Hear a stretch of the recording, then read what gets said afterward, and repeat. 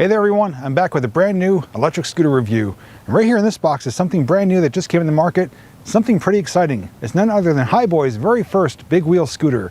It's known as the VE1 Pro, and in this video we're going to unbox it, assemble it, and then take it for a test ride and teach you more about it. So if you're interested, stick around. Alright, let's unbox it and see what comes inside.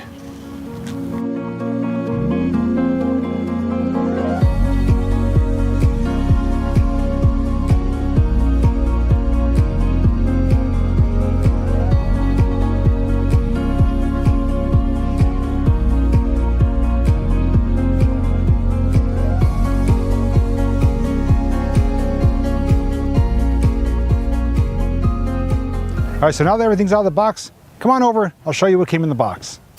So in no particular order, we do have the instruction manual for the VE1 Pro, the front fender, a battery charger, it's a 2-amp charger, a nice little tool bag that comes with everything you need, including wrenches, hex wrenches, and the front axle. And the biggest piece here is the front tire. Now the scooter does come 80% assembled, so let's put the rest of it together right now. For assembly, you want to start out by locking the stem into place. Next is going to be the handlebars. All you need to do is remove the 2 hex screws and top cap, place the handlebars in the center in the groove section, put the cap back on, tighten the 2 screws, and you then want to connect the power wire. All you do is line up the ports, press it firmly together, and the handlebars are installed. Next will be the rear fender supports. All you need to do is remove the screws, place the fender support in front of the hole, and retighten the screws. After that is the headlight. To do that, all you do is remove the hex screw and nut from underneath the headlight, place it on the mount, and then retighten the hex screw and nut. Next is going to be the front fender installation. All you need to do is remove the bolt and nut, place the fender in the correct position, and tighten everything up. Next is going to be the front wheel assembly. For that, you need to place the axle through the wheel. Make sure you do have the spacers on the correct sides. Next, you want to place the forks over the axle. Next, you want to install your lock washers, flat washers, and axle nuts. You then want to make sure both ends are tightened down, and then your front wheel is installed. Lastly is going to be the tightening of the front fender supports. Again, remove the 2 screws, place the support rods over the holes, tighten up the 2 screws, and that is it.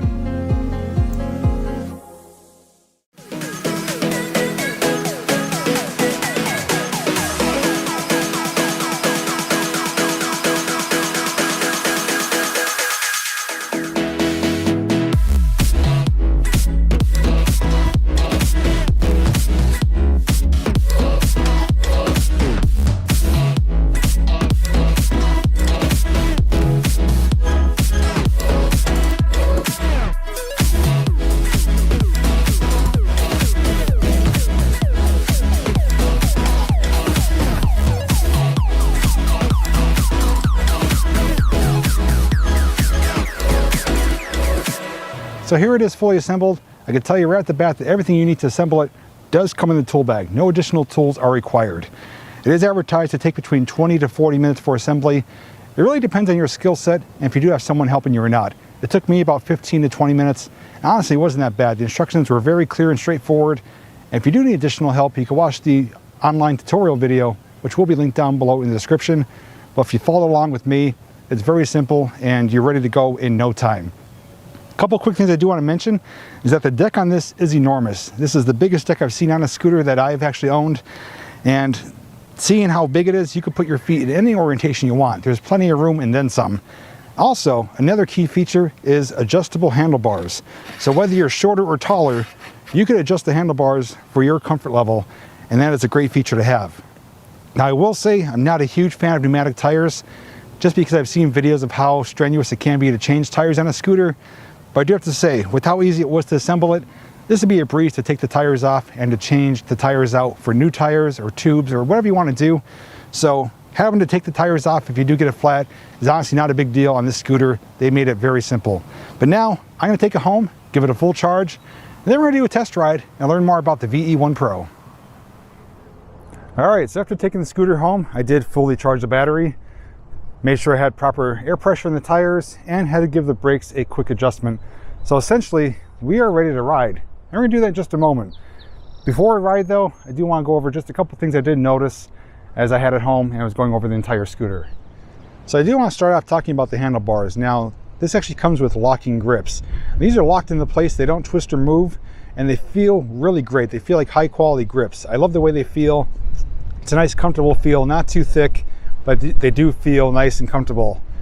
On the left-hand side, you do have your bell here, and they position it so that it's facing towards your hand. So you don't have to go reaching for it to hit the bell. It's right here, and it's a nice loud bell at that. Really snappy and makes plenty of noise. In the middle here, you do have plenty of surface, plenty of landscape for accessories like a phone mount, flashlight, or even a bottle holder. So you got enough room there for that. On the right-hand side, you will find your control module here. So this is a 3-button design module. To turn the scooter on or off, you just long press the middle button here. And this is an illuminated display. You don't have to turn it on as far as lights or anything like that. It does it automatically. So whether daytime or nighttime riding, it's really visible, nice and clear. You do have your battery indicator on here, your miles per hour, your gear indicator, and your odometer. Now to turn the flashlight, the headlight on or off, all you do is long press the top button here. That will turn the headlight on or off. To go through the different modes, it's mode 1, 2, and 3. It's just up and down, very simple. You can actually do it while you're riding. You don't have to come to a complete stop. Mode 1 is the slowest, mode 3 is the fastest. And below that you will find your throttle, your pedal throttle here, thumb throttle. And it's a nice wide one. It's plenty of room here, plenty of surface to get your finger on it, to put your thumb on it. And the one issue I did come across when going over the scooter at home is that it was actually sticking when I pressed it down. It wasn't coming back up on its own. I thought maybe there was something wrong with it, but upon closer inspection, it turns out that the brake lever mount was flush against it. It was causing some friction. So all I did is loosen this up, slide this over just a few hairs, and now it's nice and free, no stickiness. Now for the deck, I just want to point out one good thing and one bad thing. I did come across a negative thing so far. Now the deck, I've already said that there's plenty of surface for your feet, which still holds true, but they designed this so it looks like a traditional kick scooter. It's so narrow and so, inconspicuous. It doesn't look like there's a motor or a battery system on this scooter. So they were able to fit a 48-volt battery system in that deck, but keep it, really narrow, really short. It's not thick like a big battery compartment. So it doesn't look like it has anything in there. It just looks like it's a platform to stand on. But the one negative thing I came across on the bottom side of the deck is there actually is some holes there. I don't know what they're for, but that will let water get in. So this is by no means a waterproof or water resistant scooter. My recommendation is just to plug up those holes with some silicone, and that'll give you some extra protection if you do inadvertently go through a puddle or on a wet surface for just a moment. Otherwise, I would avoid any wet ground if you do keep those holes exposed. But now, it's time to ride the VE1 Pro. So let's take on the trail and see how it performs. All right, I got it powered on. We're gonna start from mode 1. I do have the Relive app running, so I'll be able to track our progress. And we're gonna hop on it and start moving. This is a kind of packed down gravel cinder surface. So it's not paved, but it's gonna put it to the test with the 16-inch pneumatic tires. Now, in mode 1 here, I have it, the throttle all the way down. We are going 8 to 9 miles per hour. It's the slowest speed here. So I'm going to switch to mode 2 now. Okay, I have it all the way down the throttle. We are going 15 to 16 miles per hour. Nice cruising speed. And so far I can tell you this is a really smooth ride, even on this type of terrain. Okay, we're gonna kick up to mode 3 here. And we are accelerating. We're at 20 right now. 21. 22. Okay, yeah, I'm slowing down a little bit. It's getting kind of crazy on this trail. So with the estimated max speed of 23, I believe it, especially under the right conditions. Now I did pick the worst day to come. It's super windy out. You probably have already heard in the video. But that brings me to my next point. The performance on this scooter, or any scooter, is going to vary based on two factors. It's going to be the rider and the conditions. So, for example, if you are a lighter rider, if you're closer to 150, 175 pounds, you're going to see a lot more out of the scooter than someone my size who's weighing 220. Now, when it comes to conditions, if it's a really windy day like today, or you have hilly terrain, or it's even on the cooler side, that's also going to limit its performance. You may not see the distance that's advertised, may not be able to get the top speed, or may not be able to climb hills as steep. So it's all going to depend on the rider's size and the conditions. And that doesn't apply to this scooter alone. It's all electric scooters. The other thing I want to point out is that this is not going to be a record setter scooter. It's not going to get you there in the fastest time. It's not going to climb the steepest hills, but it's definitely going to get you from point A to point B, and it's going to get you there in comfort and in style. Now, when riding this right now, I can tell you it is feeling fantastic. It is really solid. Tires doing a great job. If I was to ride my Hiboy or even my Pegasus on this trail right here, I'd be getting shook all over the place. There's no suspension on this scooter, but the tires alone, having the size and the air, it's handling it as if it did have suspension. It feels so comfortable. The handlebars are nice and wide, so it feels stable. I can even take one hand off right now, and I don't feel like I'm going to lose control. So I am right now loving this scooter. And I love that I can actually switch back and forth from the different modes while I'm going, and I don't have to like really reposition my hand. My thumb reaches the control, so ergonomically they really designed it perfectly. And the bell, as I mentioned, I can hit it no issues.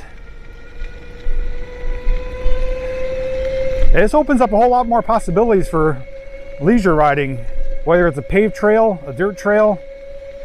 This is going to handle it. There's a puddle up here, so obviously I want to avoid it since we do have some holes in the bottom.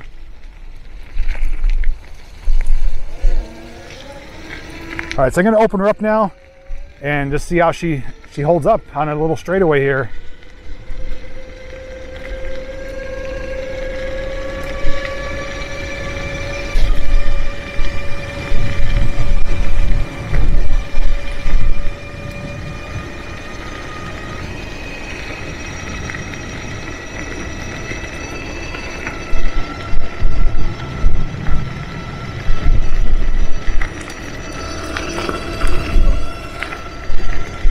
Yeah, we're cruising at 21-22 right here.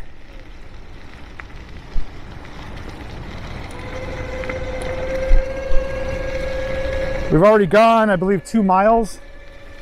Still a full battery. So I believe you could easily get at least 20 miles of range as long as you're not going strictly uphill or not exceeding the weight limit by much. Okay, here's a little bumpy area, some big rocks. Ugh. It's gonna go slow here, but I'm still able to stay on and keep riding it.